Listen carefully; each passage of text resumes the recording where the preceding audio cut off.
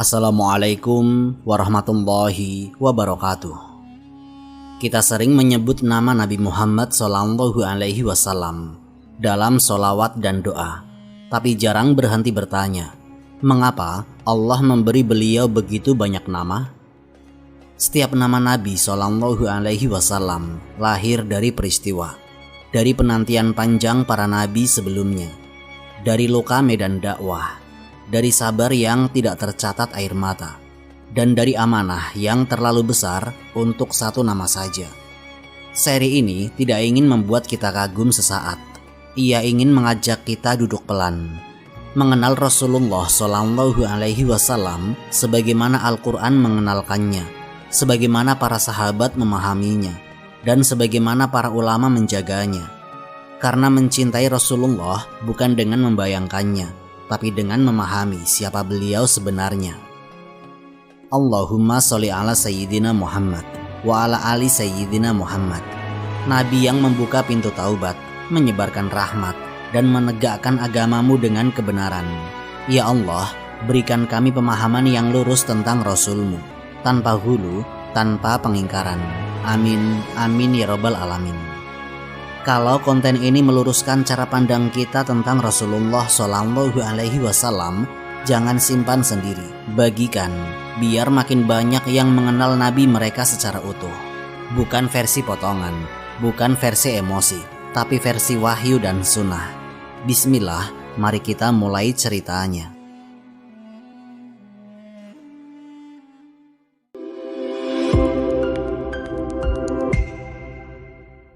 Nama Muhammad, identitas seorang rasul di tengah umat.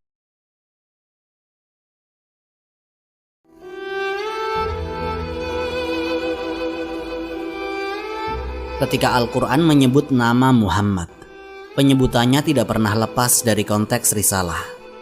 Nama ini tidak dipakai untuk membangun mitos, tidak untuk menempatkan beliau sebagai figur setengah ilahi, dan tidak pula untuk mengangkat beliau keluar dari batas kemanusiaan. Justru sebaliknya, penyebutan nama Muhammad di dalam Al-Quran selalu datang untuk menegaskan satu hal. Beliau adalah seorang rasul, manusia yang diutus, bukan objek pemujaan. Nama Muhammad disebut secara langsung di dalam Al-Quran sebanyak 4 kali. Masing-masing muncul dalam konteks yang sangat spesifik dan serat makna. Salah satu yang paling tegas dalam firman Allah dalam Quran Surat Ali Imran ayat 144.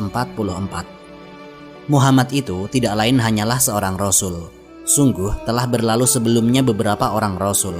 Apakah jika dia wafat atau dibunuh, kamu berbalik ke belakang? Quran Surat Ali Imran ayat 144. Ayat ini turun dalam suasana yang sangat genting.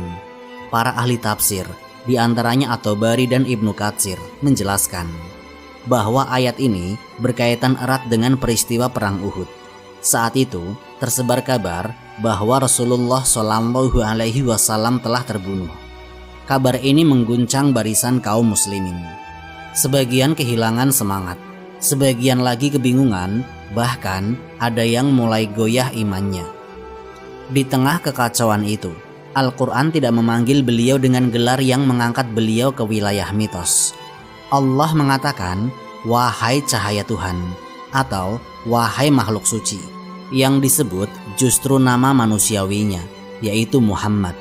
Lalu Allah tegaskan, Muhammad tidak lain hanyalah seorang rasul. Sebelum beliau, para rasul telah datang dan pergi. Mereka wafat, sebagian dibunuh. Risalahnya tetap berjalan. At-Tabari menjelaskan bahwa ayat ini adalah teguran keras bagi kaum muslimin yang menggantungkan iman kepada sosok, bukan kepada risalah.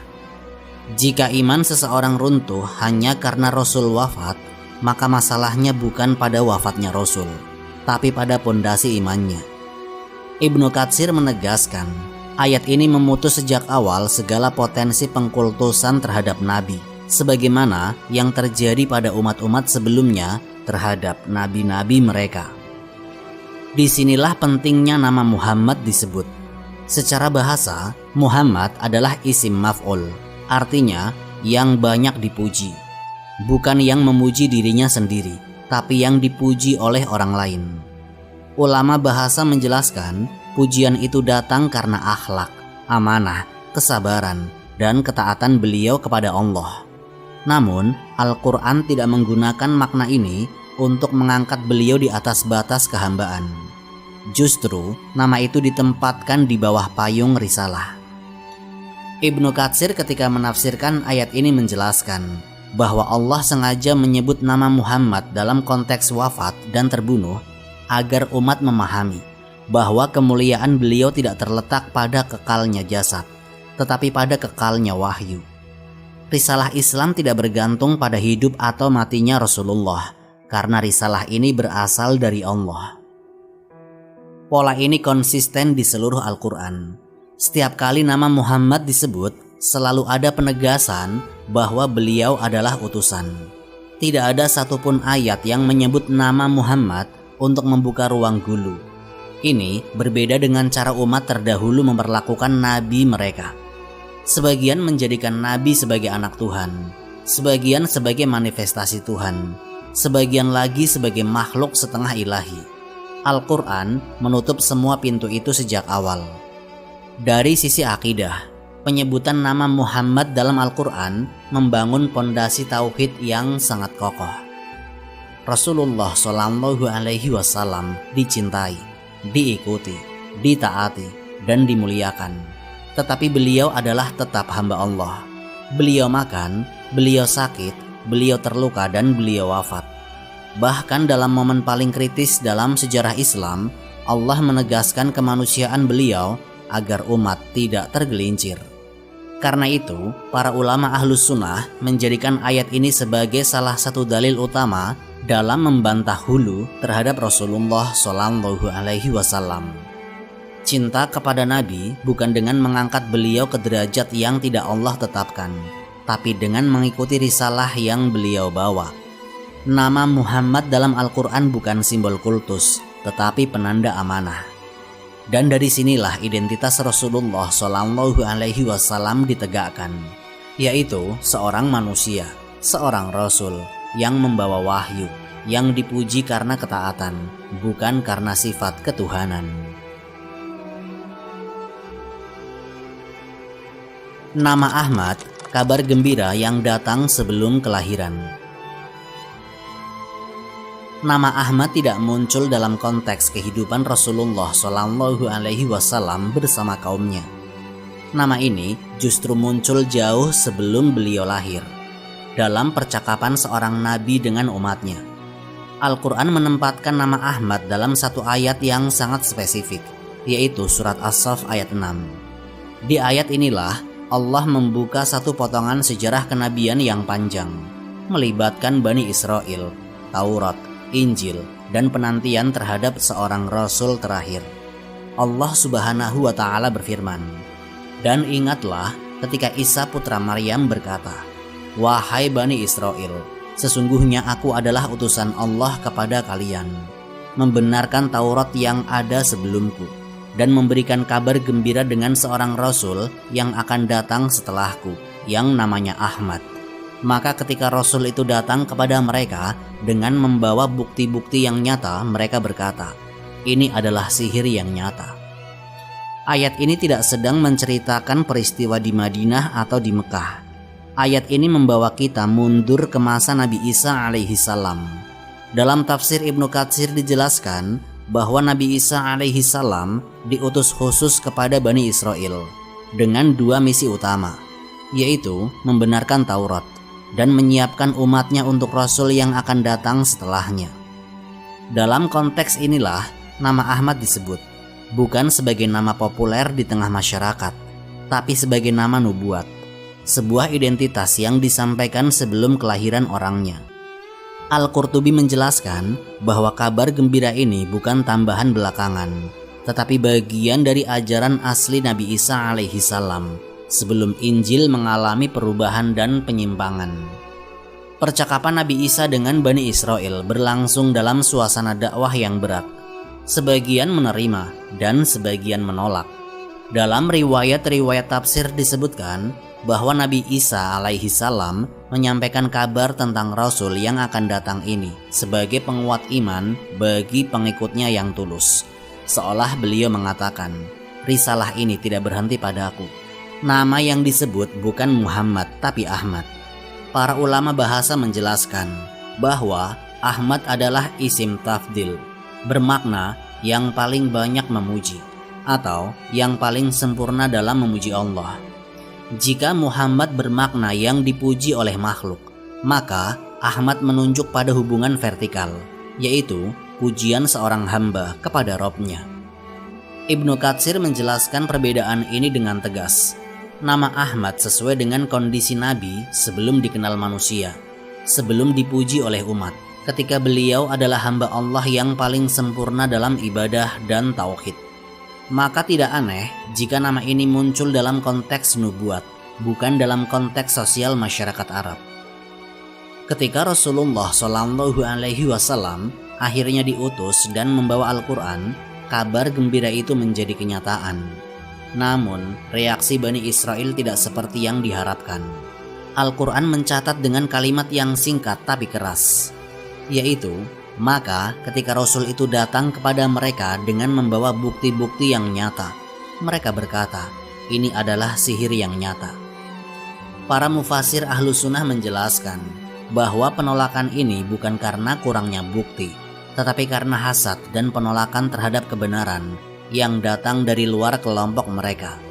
Sebagian ulama menyebutkan bahwa sebagian pendeta Yahudi sebenarnya mengenali ciri-ciri Nabi sebagaimana mereka mengenali anak-anak mereka sendiri, namun mereka tetap menolak. Disinilah posisi nama Ahmad menjadi sangat unik.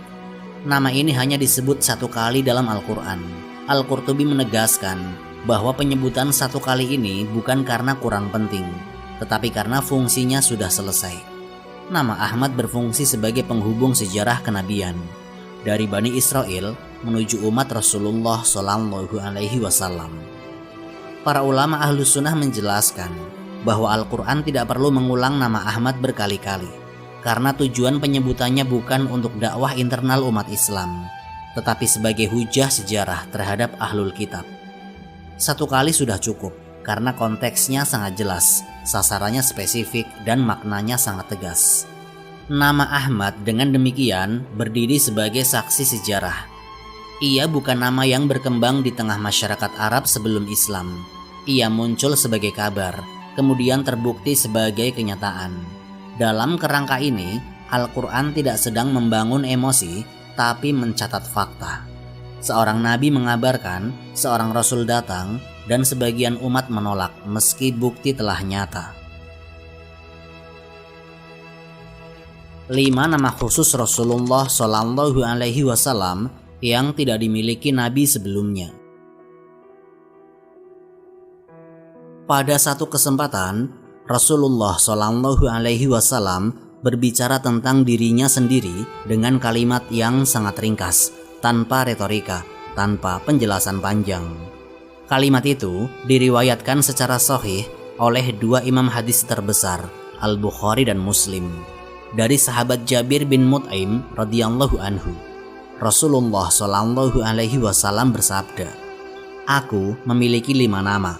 Aku adalah Muhammad, aku adalah Ahmad, aku adalah Al-Mahi, yang dengan perantaraanku Allah menghapus kekufuran. Aku adalah Al-Hashir, yang manusia dikumpulkan di atas kakiku, dan aku adalah Al-Aqib." Hadis ini dicatat oleh para ulama bukan sekedar sebagai informasi biografis, tetapi sebagai penegasan posisi kenabian yang sangat spesifik. Al-Hafiz Ibnu Hajar dalam Fathul Bari menjelaskan bahwa ungkapan "aku memiliki 5 nama" bukan berarti Rasulullah hanya memiliki 5 nama, melainkan 5 nama yang bersifat khusus, tidak dimiliki nabi sebelumnya, dengan makna dan konsekuensi seperti ini. Nama pertama yang disebut setelah Muhammad dan Ahmad adalah Al-Mahi. Dalam hadis, Rasulullah SAW sendiri menjelaskan maknanya, yang dengan perantaraanku Allah menghapus kekufuran. Para ulama menjelaskan bahwa penghapusan ini bukan sekedar berkurangnya jumlah orang kafir, tetapi runtuhnya sistem kekufuran yang menguasai Jazirah Arab, At-Tabari dan Ibnu Katsir menjelaskan bahwa sebelum diutusnya Nabi, penyembahan berhala telah mengakar ratusan tahun. Melalui dakwah beliau, berhala-berhala dihancurkan, keyakinan pagan runtuh, dan tauhid ditegakkan sebagai sistem hidup. Nama ini tidak pernah dilekatkan kepada nabi sebelumnya dengan cakupan seperti itu.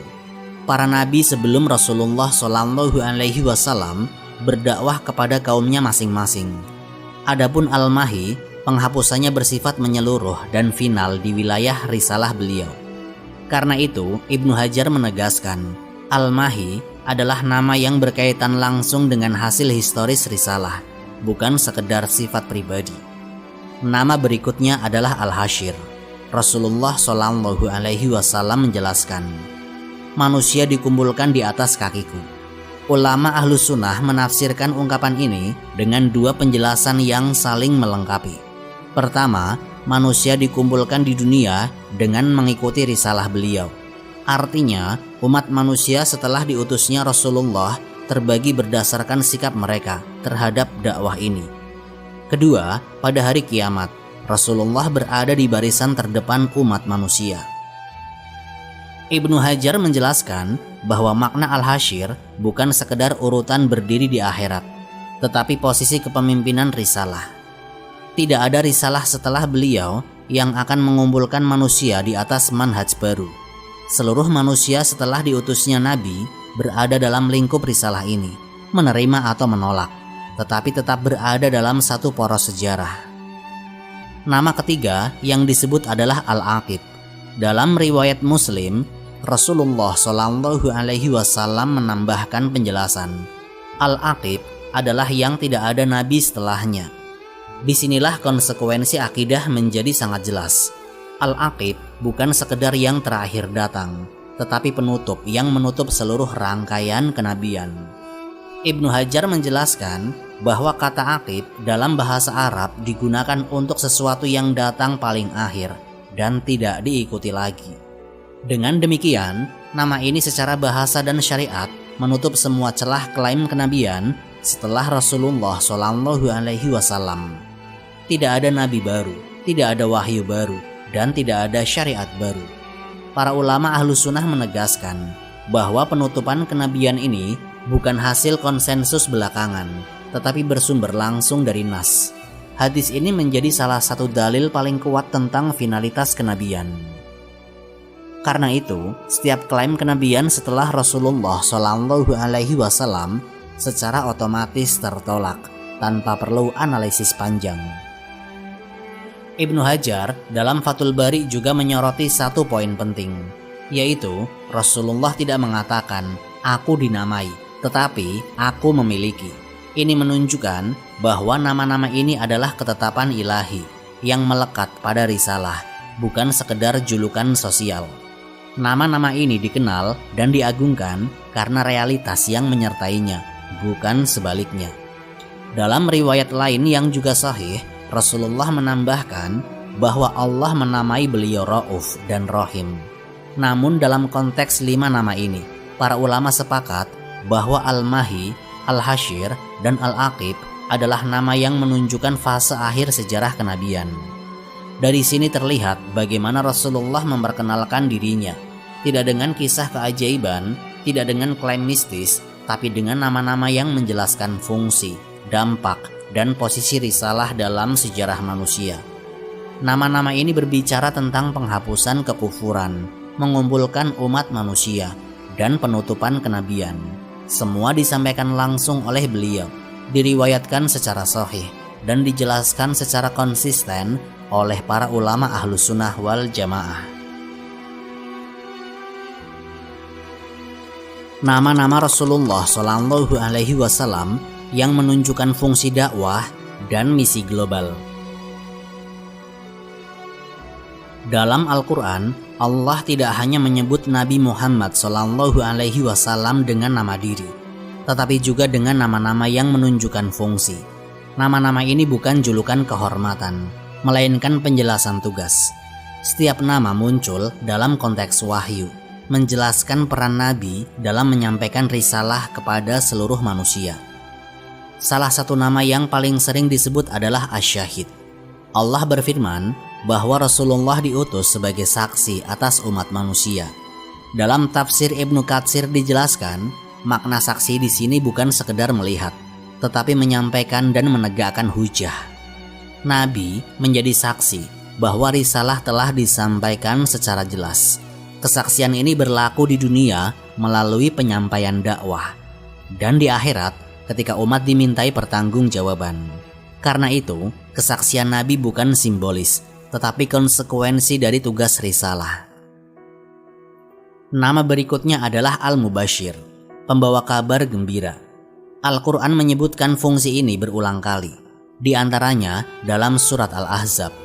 Tafsir Al-Qurtubi menjelaskan bahwa kabar gembira yang dibawa oleh Rasulullah adalah janji Allah bagi orang-orang yang beriman dan taat. Kabar gembira ini disampaikan dengan bahasa yang bisa dipahami oleh masyarakat, bukan dengan ancaman semata. Dalam praktik dakwah Rasulullah, kabar gembira sering datang lebih dulu untuk membuka hati, sebelum hukum-hukum dijelaskan secara rinci. Namun, dakwah Rasulullah tidak berhenti pada kabar gembira. Allah juga menyebut beliau sebagai An-Nadhir, yaitu pemberi peringatan. Dalam tafsir Ibnu Katsir dijelaskan bahwa peringatan ini ditujukan kepada mereka yang menolak kebenaran setelah hujah ditegakkan. Peringatan tentang azab, tentang hisab, dan tentang neraka bukan untuk menakut-nakuti tanpa dasar, tetapi sebagai penyeimbang agar manusia tidak terlena. Para ulama Ahlus Sunnah menegaskan bahwa memisahkan antara kabar gembira dan peringatan adalah penyimpangan dari manhaj dakwah Nabi. Dalam beberapa ayat, kedua fungsi ini disebut beriringan, yaitu mubasyiron wa nadhiro. Al-Qurtubi menjelaskan bahwa urutan ini bukan kebetulan. Kabar gembira datang untuk mengajak, peringatan datang untuk menjaga. Dakwah yang hanya berisi ancaman akan mematikan harapan, sementara dakwah yang hanya berisi janji tanpa peringatan akan melahirkan kelalaian. Nama lain yang disebut Allah adalah Ad-Da'i ilallah, orang yang menyeru kepada Allah. Dalam surat Al-Ahzab, Allah menegaskan bahwa Rasulullah menyeru bukan kepada dirinya, bukan kepada kelompoknya, dan bukan kepada identitas Arab, tetapi kepada Allah. Tafsir Ibnu Katsir menekankan bahwa ini adalah pembeda utama antara dakwah Rasulullah dan propaganda manusia. Rasulullah tidak mengajak manusia menjadi pengikut pribadi, tetapi mengajak untuk menghamba kepada Allah. Karena itu, ketaatan kepada Rasul selalu dikaitkan dengan ketaatan kepada Allah. Di antara nama yang paling kuat menggambarkan fungsi dakwah Rasulullah adalah As-Siraj Al-Munir, lentera yang menerangi. Al-Quran menggunakan istilah ini dengan sangat presisi. Para mufasir membandingkannya dengan istilah lain yang digunakan untuk matahari, yaitu Sirajan Wahajah. Al-Qurtubi menjelaskan bahwa munir berarti memberi cahaya tanpa membakar, sementara wahaj adalah cahaya yang menyala dengan panas. Dakwah Rasulullah menerangi jalan manusia, menjelaskan kebenaran, tanpa merusak fitrah atau memaksa secara zalim. Ibnu Katsir menegaskan bahwa Rasulullah Shallallahu Alaihi Wasallam disebut sebagai cahaya bukan karena zat beliau bercahaya, tetapi karena wahyu yang beliau bawa. Cahaya itu adalah Al-Quran dan Sunnah. Melalui cahaya inilah manusia keluar dari kegelapan syirik, keluar dari kebodohan, dan keluar dari kesesatan. Cahaya ini menjelaskan, bukan membinasakan. Semua nama fungsi ini membentuk satu gambaran utuh, yaitu Rasulullah adalah saksi atas manusia, pembawa kabar gembira bagi yang taat, pemberi peringatan bagi yang menolak, penyeru kepada Allah, dan lentera yang menerangi jalan. Dalam tafsir klasik Ahlus Sunnah, nama-nama ini menjadi dasar bahwa Rasulullah adalah hujah Allah atas seluruh manusia. Tidak ada manusia setelah diutusnya Rasulullah yang bisa berkata bahwa kebenaran tidak sampai kepadanya, karena fungsi-fungsi ini telah dijalankan secara sempurna melalui risalah beliau. Al-Mutawakkil, sifat Rasulullah Shallallahu Alaihi Wasallam dalam Taurat. Di antara nama Nabi Muhammad SAW yang jarang dibahas tetapi sangat kuat secara historis adalah Al-Mutawakkil. Nama ini tidak muncul dalam konteks pujian umat Islam, melainkan disebut dalam riwayat yang mengaitkan sifat Nabi dengan keterangan dalam Taurat.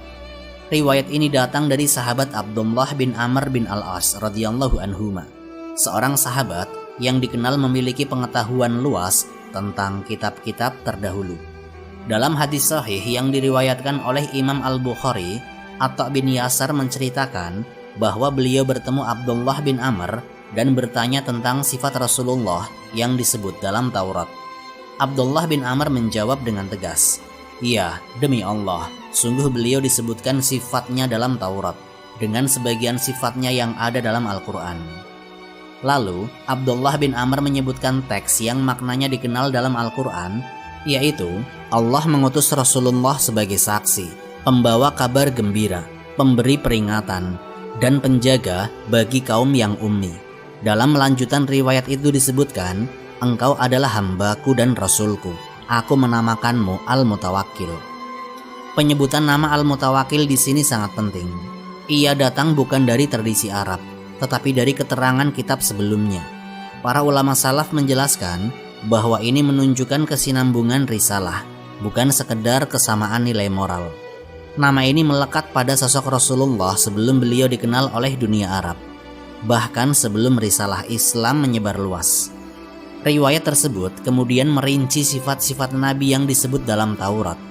Disebutkan bahwa beliau tidak kasar, tidak keras, dan tidak berteriak-teriak di pasar. Ini bukan gambaran simbolik. Ibnu Hajar dalam syarahnya menjelaskan bahwa sifat-sifat ini menggambarkan pola interaksi Rasulullah dengan masyarakat luas, termasuk dengan orang-orang yang memusuhinya. Dalam lanjutan hadis disebutkan bahwa Rasulullah tidak membalas keburukan dengan keburukan, tetapi memilih memaafkan dan mengampuni.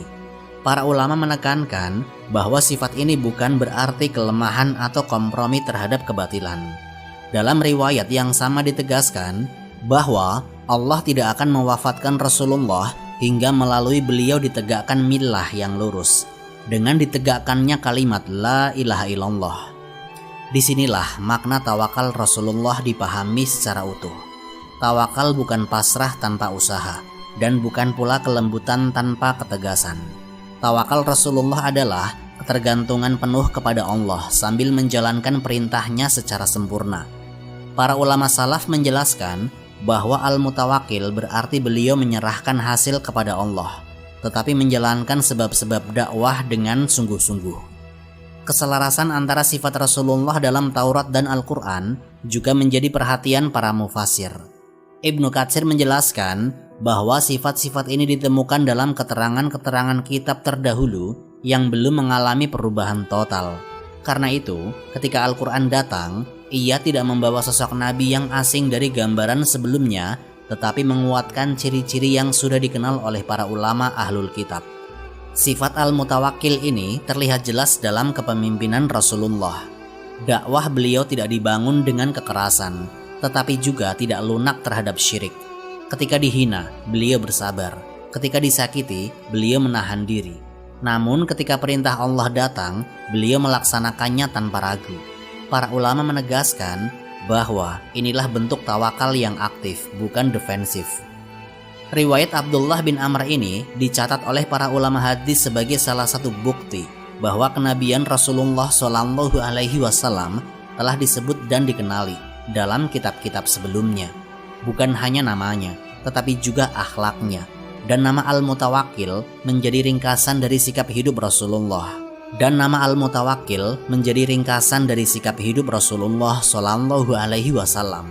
Yaitu bersandar kepada Allah, lembut dalam interaksi, tegas dalam prinsip, dan konsisten dalam menegakkan risalah. Nabi Taubat, Nabi Rahmat, dan Nabi Perang, kesempurnaan risalah. Dalam satu riwayat yang sahih, Rasulullah SAW menyebutkan beberapa nama darinya di hadapan para sahabat. Riwayat ini datang dari Abu Musa al-Asy'ari radhiyallahu anhu dan dicatat oleh Imam Muslim. Abu Musa berkata bahwa Rasulullah menyebutkan kepada mereka beberapa namanya, lalu bersabda, "Aku adalah Muhammad, aku adalah Ahmad, aku adalah Al-Muqaffi, aku adalah Nabi Taubat, dan aku adalah Nabi Rahmat." Dalam riwayat lain disebutkan tambahan, dan Nabi Al-Malhamah. Penyebutan nama-nama ini datang dari lisan Rasulullah Shallallahu Alaihi Wasallam sendiri, tanpa penjelasan retoris, tanpa pengantar panjang. Para ulama memahami bahwa nama-nama ini menjelaskan spektrum risalah yang dibawa beliau, bukan sekedar sisi tertentu dari kepribadian Nabi. Nama Nabiyyu At-Taubah menunjukkan satu perubahan besar dalam sejarah hubungan manusia dengan Allah. Dalam syarah Imam An-Nawawi dijelaskan bahwa Rasulullah Shallallahu Alaihi Wasallam dinamai Nabi Taubat karena melalui risalah beliau, Allah membuka pintu taubat secara luas bagi seluruh manusia hingga akhir zaman. Taubat tidak lagi terbatas pada satu kaum, satu masa, atau satu syariat tertentu. Dalam syariat umat terdahulu, bentuk taubat seringkali berat dan terbatas. An-Nawawi menjelaskan bahwa pada sebagian umat sebelum Islam, taubat dari dosa besar disertai syarat-syarat yang sangat berat. Dengan diutusnya Rasulullah, taubat menjadi jalan yang terbuka bagi siapapun yang kembali kepada Allah dengan ikhlas. Ini bukan berarti dosa dianggap ringan, tetapi jalan kembali dipermudah tanpa menghilangkan keadilan Allah. Dalam praktik dakwah Rasulullah, aspek taubat ini terlihat jelas. Beliau mengajak manusia kembali kepada Allah, bukan mengunci mereka dalam masa lalu. Banyak riwayat sahih menunjukkan bahwa orang-orang yang sebelumnya memusuhi Islam, setelah masuk Islam, diterima sebagai bagian dari umat tanpa stigma dosa masa lalu. Para ulama Ahlus Sunnah menjelaskan bahwa inilah makna Nabi Taubat, risalah yang membuka pintu kembali, bukan risalah yang menutup harapan. Nama berikutnya adalah Nabiyyu Ar-Rahmah. Al-Quran menegaskan bahwa Rasulullah Shallallahu Alaihi Wasallam diutus sebagai rahmat bagi seluruh alam. Imam An-Nawawi menjelaskan bahwa rahmat ini memiliki dua bentuk. Bagi orang beriman, rahmat itu berupa hidayah, ampunan, dan keselamatan. Bagi orang kafir, rahmat itu berupa ditegakkannya hujah dan tertundanya azab di dunia. Dalam syarahnya, An-Nawawi menekankan bahwa menyempitkan makna rahmat hanya pada kelembutan emosional adalah kekeliruan. Rahmat dalam risalah Rasulullah adalah rahmat yang membimbing, bukan rahmat yang membiarkan kesesatan.